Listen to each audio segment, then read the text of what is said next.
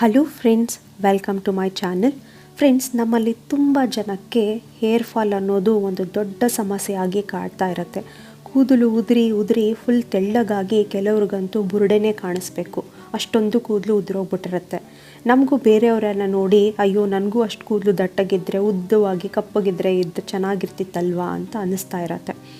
ಅದಕ್ಕೆಲ್ಲದಕ್ಕೂ ಪರಿಹಾರ ಕೊಡೋದು ಅಂದರೆ ನೆಲ್ಲಿಕಾಯಿಯ ಎಣ್ಣೆ. ಬರೀ ಕೊಬ್ಬರಿ ಎಣ್ಣೆ, ಬೇರೆ ಎಣ್ಣೆಯನ್ನು ಹಚ್ಚೋದಕ್ಕಿಂತ ಈ ರೀತಿ ನೆಲ್ಲಿಕಾಯಿ ಎಣ್ಣೆಯನ್ನು ಮನೆಯಲ್ಲೇ ಸುಲಭವಾಗಿ ತಯಾರಿಸ್ಕೊಂಡು ಹಚ್ಚೋದ್ರಿಂದ ನಿಮ್ಮ ಎಲ್ಲ ಕೂದಲಿನ ಸಮಸ್ಯೆಗೆ ಇದು ಒಂದು ರಾಮಬಾಣವಾಗಿ ಕೆಲಸ ಮಾಡುತ್ತೆ. ಈ ವಿಡಿಯೋದಲ್ಲಿ ನಾನು ನಿಮಗೆ ಆ ಎಣ್ಣೆನ ತಯಾರಿಸೋದು ಹೇಗೆ, ಅದನ್ನು ಉಪಯೋಗಿಸೋದು ಹೇಗೆ ಎಂಬುದ ಸಂಪೂರ್ಣ ಮಾಹಿತಿಯನ್ನು ಈ ವಿಡಿಯೋದಲ್ಲಿ ಕೊಡ್ತಾ ಇದ್ದೀನಿ. ಈ ನೆಲ್ಲಿಕಾಯಿ ಎಣ್ಣೆಯನ್ನು ತಯಾರಿಸೋದಕ್ಕೆ ಏನೆಲ್ಲ ಬೇಕು ಅಂತ ನೋಡೋಣ. ಈ ಒಂದು ರೆಮಿಡಿಯನ್ನು ಮಾಡೋದಕ್ಕೆ ನಿಮಗೆ ಮೊದಲನೇದಾಗಿ ಮೆಂತ್ಯದ ಕಾಳು ಬೇಕಾಗತ್ತೆ. ಮೆಂತ್ಯದ ಕಾಳು ಎಲ್ಲ ಒಂದು ಹೇರ್ ಆಯಿಲಲ್ಲಿ ಇರಲೇಬೇಕು, ಯಾಕಂದರೆ ಮೆಂತ್ಯ ಕಾಳು ನಮ್ಮ ಕೂದಲು ಶೈನ್ ಆಗೋದಕ್ಕೆ ತುಂಬ ಅನುಕೂಲ ಮಾಡಿಕೊಡುತ್ತೆ. ನಂತರ ನಿಮಗೆ ಹರಳೆಣ್ಣೆ ಬೇಕಾಗತ್ತೆ. ಹರಳೆಣ್ಣೆ ನಮ್ಮೆಲ್ಲರಿಗೂ ಗೊತ್ತಿರೋ ಥರ ಅದು ನಮ್ಮ ಕೂದಲು ದಟ್ಟವಾಗಿ ದಪ್ಪವಾಗಿ ಬೆಳೆಯೋದಕ್ಕೆ ಸಹಾಯ ಮಾಡುತ್ತೆ. ನಂತರ ಇಲ್ಲಿ 1-2-3 ಎಸಳಷ್ಟು ನಿಮಗೆ ಕರಿಬೇವಿನ ಸೊಪ್ಪು ಬೇಕು. ನಂತರ ನೆಲ್ಲಿಕಾಯಿಯ ಪುಡಿ ಬೇಕಾಗತ್ತೆ. ನೆಲ್ಲಿಕಾಯಿ ಪುಡಿ ಇಲ್ಲ ಅಂದರೆ ಪರವಾಗಿಲ್ಲ, ನೀವು ಹಸಿ ನೆಲ್ಲಿಕಾಯಿಯನ್ನು ಉಪಯೋಗಿಸಬಹುದು ಫ್ರೆಂಡ್ಸ್. ನಂತರ ನಿಮಗೆ ಕೊಬ್ಬರಿ ಎಣ್ಣೆ ಬೇಕಾಗತ್ತೆ. ಇಲ್ಲಿ ಪ್ಯೂರ್ ಆಗಿರುವಂಥ ಕೊಬ್ಬರಿ ಎಣ್ಣೆಯನ್ನು ತೊಗೋಬೋದು, ನೀವು ಪ್ಯಾರಾಚೂಟ್ ಬೇಕಿದ್ದರೂ ಉಪಯೋಗಿಸಬಹುದು ಫ್ರೆಂಡ್ಸ್. ಆ ಒಂದು ಎಣ್ಣೆಯನ್ನು ಹೇಗೆ ತಯಾರಿಸೋದಂತ ನೋಡೋದಕ್ಕಿಂತ ಮುಂಚೆ ಈ ವಿಡಿಯೋಗೆ ದಯವಿಟ್ಟು ಲೈಕ್ ಮಾಡಿ. ಇನ್ನೂ ಚಾನಲ್ಗೆ ಸಬ್ಸ್ಕ್ರೈಬ್ ಮಾಡ್ಕೊಂಡಿಲ್ಲ ಅಂದರೆ ಇವಾಗಲೇ ಸಬ್ಸ್ಕ್ರೈಬ್ ಮಾಡ್ಕೊಳ್ಳಿ. ಇದರಿಂದಾಗಿ ನಾನು ಮುಂದೆ ಮಾಡುವ ಯಾವುದೇ ಒಳ್ಳೆಯ ವಿಡಿಯೋ ನಿಮಗೆ ಮಿಸ್ ಆಗೋದಿಲ್ಲ. ನಂತರ ಫ್ರೆಂಡ್ಸ್, ಒಲೆ ಮೇಲೆ ಈ ರೀತಿಯಾಗಿ ಬೌಲನ್ನು ಇಟ್ಬಿಟ್ಟು ನೀವು ಅದಕ್ಕೆ ಮೊದಲನೆಯದಾಗಿ 1 ಚಮಚದಷ್ಟು ಮೆಂತ್ಯದ ಕಾಳನ್ನು ಹಾಕ್ಕೊಂಡು ಅದನ್ನು ಬೆಚ್ಚಗೆ ಮಾಡ್ಕೊಬೇಕು. ಇಲ್ಲಿ ನಾನು ಅದನ್ನು ಉರಿತಾ ಇಲ್ಲ, ಅದನ್ನು ಸ್ವಲ್ಪ ಗರಿ ಆಗುವ ರೀತಿಯಾಗಿ ಬೆಚ್ಚಗೆ ಮಾಡ್ಕೊಳ್ತಾ ಇದ್ದೀನಿ. ಇದನ್ನು ಉರಿತಾ ನೀವು ತುಂಬ ಕಪ್ಪಗೆ ಮಾಡಿಬಿಟ್ರೆ ಎಣ್ಣೆಯೂ ಕೂಡ ಕಪ್ಪಾಗಿ ಬರುತ್ತೆ, ಒಂದು ಒಳ್ಳೆ ಕಲರ್ ಬರೋದಿಲ್ಲ. ಅದಕ್ಕೋಸ್ಕರ ಜಾಸ್ತಿ ಉರಿಯೋದಕ್ಕೆ ಹೋಗ್ಬೇಡಿ, ಒಂದು ಸ್ವಲ್ಪ ಕಲರ್ ಚೇಂಜ್ ಆದರೆ ಸಾಕು. ನಂತರ ಅದೇ ಒಂದು ಬಾಣಲೆಗೆ ನೀವು ಕರಿಬೇವಿನ ಸೊಪ್ಪನ್ನು ಹಾಕ್ಕೊಬೇಕು. ಹಸಿ ಕರಿಬೇವಿನ ಸೊಪ್ಪು ಹಾಕ್ಕೊಳ್ತಿದ್ರೆ ಸ್ವಲ್ಪ ರೋಸ್ಟ್ ಮಾಡ್ಕೊಳ್ಳಿ, 1-2 ನಿಮಿಷ. ಆಲ್ರೆಡಿ ನಮ್ಮ ಮನೆಯಲ್ಲಿ ಇರೋವಂಥದ್ದನ್ನು ನಾನು ಒಣಗಿಸಿ ತೊಳೆದು ಈ ರೀತಿಯಾಗಿ ಇಟ್ಕೊಂಡಿದ್ದೀನಿ, ಅದರಿಂದಾಗಿ ಅದು ಆಲ್ರೆಡಿ ಒಣಗಿದೆ. ಸ್ವಲ್ಪ ಬೆಚ್ಚಗೆ ಮಾಡ್ಕೊಳ್ತೀನಿ, ರುಬ್ಬೋದಕ್ಕೆ ಈಸಿ ಆಗಲಿ ಅಂತ ಅಷ್ಟೇ. ಒಂದು ಮಿಕ್ಸಿ ಜಾರನ್ನು ತೆಗೆದುಕೊಂಡು ನೀವೇನೆಲ್ಲ ರುಬ್ಕೊಂಡಿದ್ರಿ ಅಲ್ವಾ, ಮೆಂತ್ಯದ ಕಾಳು, ಅದಾದ ನಂತರ ಕರಿಬೇವಿನ ಸೊಪ್ಪು ಏನು ಹುರ್ಕೊಂಡಿದ್ದೀರಲ್ಲ ಅದನ್ನು ಹಾಕ್ಕೊಂಡು ನುಣ್ಣಗೆ, ಅಂದರೆ ತುಂಬ ಸ್ಮೂತ್ ಪೌಡರ್ ಆಗಬೇಕು, ಆ ರೀತಿಯಾಗಿ ನೀವು ರುಬ್ಕೊಬೇಕು. ಇವಾಗ ನಾನು ಇದನ್ನು ರುಬ್ಕೊಂಡು ಬರ್ತೀನಿ ಫ್ರೆಂಡ್ಸ್. ಅದೇ ಬಾಣಲೆಯನ್ನು ಇಟ್ಟಿದ್ರಿ ಅಲ್ವಾ, ಅದಕ್ಕೆ ಏನು ಮಾಡಿ ಅಂದರೆ ಒಂದು ದೊಡ್ಡ ಸ್ಪೂನ್ ಇದೆ, ಇದು ನೋಡೋದಕ್ಕೆ ಚಿಕ್ಕದಾಗಿ ಕಾಣ್ತಿದ್ರೆ ತುಂಬಾ ದೊಡ್ಡ ಸ್ಪೂನ್ ಇದು.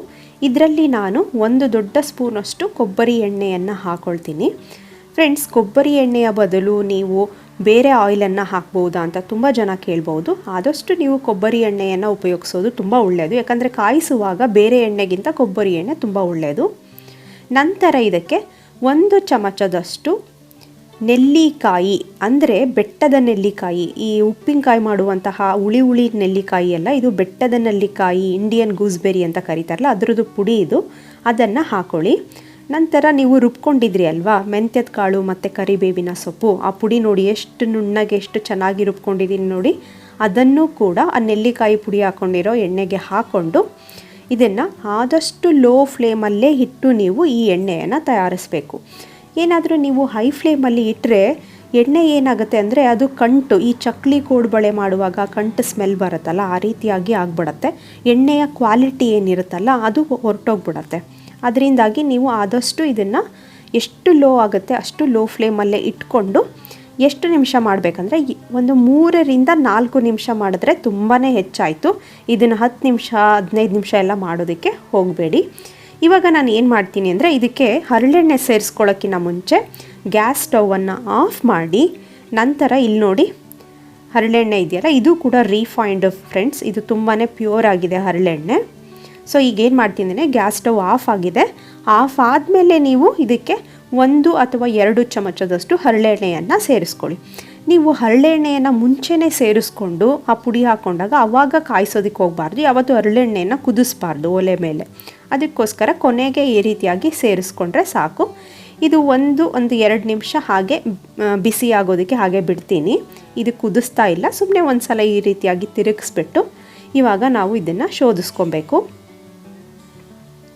ಸೊ ಈ ರೀತಿಯಾಗಿ ಒಂದು ಬೌಲನ್ನು ತೆಗೆದುಕೊಂಡು ಕಾಫಿ ಫಿಲ್ಟರ್ ಇದ್ದರೆ ಕಾಫಿ ಫಿಲ್ಟರ್ ಆದರೂ ನಡೆಯುತ್ತೆ, ಇಲ್ಲಾಂದರೆ ಒಂದು ತೆಳ್ಳಗಿರುವ ಬಟ್ಟೆಯನ್ನಾದರೂ ತೊಗೊಂಡು ನೀವು ಅದನ್ನು ಶೋಧಿಸ್ಕೊಬಹುದು.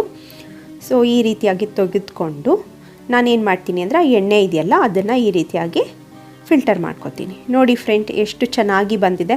ಸ್ವಲ್ಪ ಜನ ನಾನು ಹಳೆ ವಿಡಿಯೋದಲ್ಲಿ ಹೇಳ್ತಾ ಇದ್ರು, ಮೇ ಬಿ ಅವರು ತುಂಬ ಕುದಿಸ್ಬಿಟ್ಟಿದ್ದಾರೆ ಅನಿಸುತ್ತೆ, ಅಥವಾ ಮೆಂತ್ಯ ಕಾಳು ಜಾಸ್ತಿ ಹಾಕ್ಕೊಂಡಿದ್ರು ಅನಿಸುತ್ತೆ, ತುಂಬ ಕಪ್ಪಗೆ ಬಂದುಬಿಟ್ಟಿದೆ ನಮ್ಮ ಎಣ್ಣೆ ಅಂತ ಹೇಳ್ತಾ ಇದ್ರು. ಸೊ ಅದಕ್ಕೆ ಹೇಳೋದು, ಜಾಸ್ತಿ ಎಷ್ಟು ಕ್ವಾಂಟಿಟಿ ಹಾಕಬೇಕು ಅಷ್ಟು ಕ್ವಾಂಟಿಟಿಯನ್ನು ಹಾಕ್ಕೊಂಡ್ರೆ ಅದು ಕಲರ್ ಕೂಡ ತುಂಬ ಚೆನ್ನಾಗಿ ಬರುತ್ತೆ.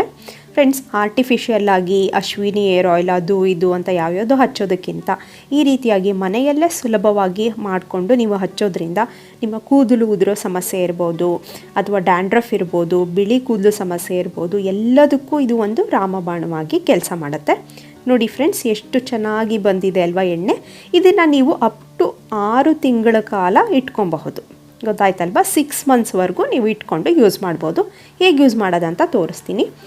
ಏನಂದರೆ, ಆದಷ್ಟು ನೀವು ಡ್ರೈ ಇರೋ ಹೇರ್ ಇರುತ್ತಲ್ವಾ, ಅದನ್ನು ಈ ಥರ ಪಾರ್ಟಿಷನ್ ಮಾಡಿಕೊಂಡು ತಲೆ ಬುರುಡೆ ಅಂದರೆ ರೂಟ್ಸ್ ಎಲ್ಲಿರುತ್ತಲ್ವ, ಏರ್ ರೂಟ್ಸು, ಅಲ್ಲಿ ನಿಧಾನವಾಗಿ ಉಗುರು ತುದಿಯಲ್ಲಿ ಮಸಾಜ್ ಮಾಡಬಾರ್ದು. ಉಗುರ್ದು ಫಿಂಗರ್ ಟಿಪ್ಸ್ ಇರುತ್ತಲ್ವ, ಆ ಟಿಪ್ಸಿಂದ ನಿಧಾನವಾಗಿ ಸರ್ಕ್ಯುಲರ್ ಮೋಷನಲ್ಲಿ ಹಚ್ತಾ ಬರಬೇಕು. ನೋಡಿ ನಾನು ಹೇಗೆ ತೋರಿಸ್ತಾ ಇದ್ದೀನಿ ಆ ರೀತಿಯಾಗಿ ನೀವು ಹಚ್ಚಬೇಕು. ಸೊ ಫ್ರೆಂಡ್ಸ್, ಈ ಬುರುಡೆಗೆ ನೀವು ಈ ರೀತಿಯಾಗಿ ಸ್ವಲ್ಪ ಬೆಚ್ಚಗೆ ಮಾಡಿಕೊಂಡು, ಅದೇನಾದ್ರು ಗಟ್ಟಿಯಾಗಿದ್ದರೆ ಸ್ವಲ್ಪ ಬೆಚ್ಚಗೆ ಮಾಡಿಕೊಂಡು ಹಚ್ಕೊಳ್ಳೋದ್ರಿಂದ ಇದು ನಿಮ್ಮ ಒಂದು ಏರ್ ರೂಟ್ ಒಳಗಡೆ ಹೋಗಿ ನಿಮ್ಮ ಏರ್ ಫಾಲ್ ಪ್ರಾಬ್ಲಮ್ ಏನಿದೆ ಅಲ್ಲೆಲ್ಲ ಕಡಿಮೆ ಮಾಡಿ ಏರ್ ರೀಗ್ರೋತ್ ಆಗೋದಕ್ಕೆ ಇದು ಪ್ರಮೋಟ್ ಮಾಡುತ್ತೆ.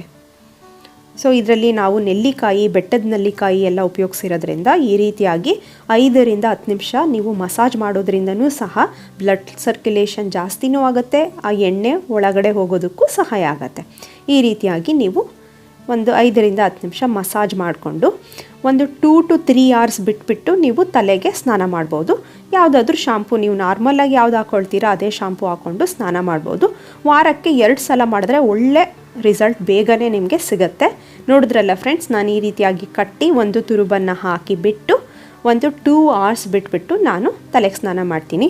ನಾನು ಯಾವಾಗಲೂ ಇದೇ ಎಣ್ಣೆ ಫ್ರೆಂಡ್ಸ್ ಹಚ್ತಾ ಇರೋದು. ನಾನು ಹಳೆ ವಿಡಿಯೋ ನೋಡಿದ್ರಲ್ಲ, ಅದು ತಪ್ಪಿದ್ರೆ ಈ ಎರಡರಲ್ಲಿ ಒಂದು ಎಣ್ಣೆಯನ್ನು ಹಚ್ಚಿ ನಾನು ವಾರಕ್ಕೆ 2 ಸಲ ತಲೆಗೆ ಸ್ನಾನ ಮಾಡೋದು. ಫ್ರೆಂಡ್ಸ್, ಈ ವಿಡಿಯೋ ನಿಮಗೆ ಇಷ್ಟ ಆಗಿದೆ ಅಂದರೆ ಪ್ಲೀಸ್ ಲೈಕ್ ಮಾಡಿ. ಇನ್ನೂ ಚಾನಲ್ ಸಬ್ಸ್ಕ್ರೈಬ್ ಮಾಡ್ಕೊಂಡಿಲ್ಲ ಅಂದರೆ ಸಬ್ಸ್ಕ್ರೈಬ್ ಮಾಡ್ಕೊಳ್ಳಿ. ಮತ್ತೆ ಸಿಗೋಣ, ಬಾಯ್.